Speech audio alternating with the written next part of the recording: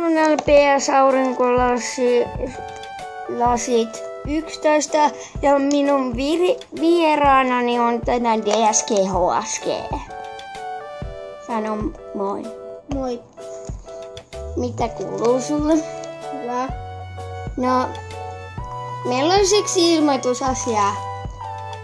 Jos joku päivän päästä tulee se Petsi-video LPS Rantaloma. Me laitetaan pauselle, kun DSGHSGn pää lähti. Petsi-pää lähti. Se oli vahinko vaan. Mutta nyt meillä on kysymyksiä. Miten pitkään olet halunnut tätä Kauhurantalomalla ohjelmaa tehdä? Et olisi tehty. Sano. Paljon kauan? No, 1 päivä. Eiku paljonhan olet halunnut ja miettinyt.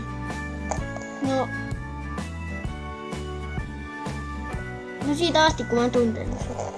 Okei, ja niin.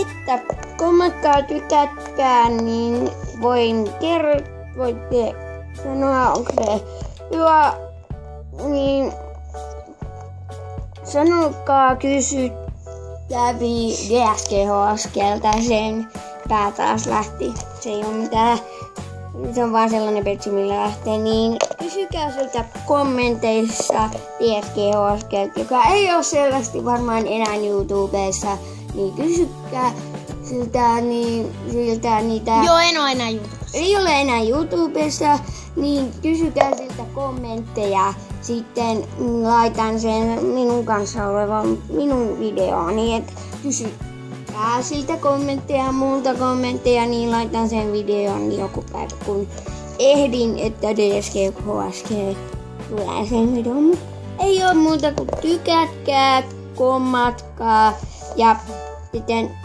tilaskaa mut. Voi, ja mä oon vähän tyhmä mut lähtee. Se on tyhmä juttu. Mutta moi! Moi moi!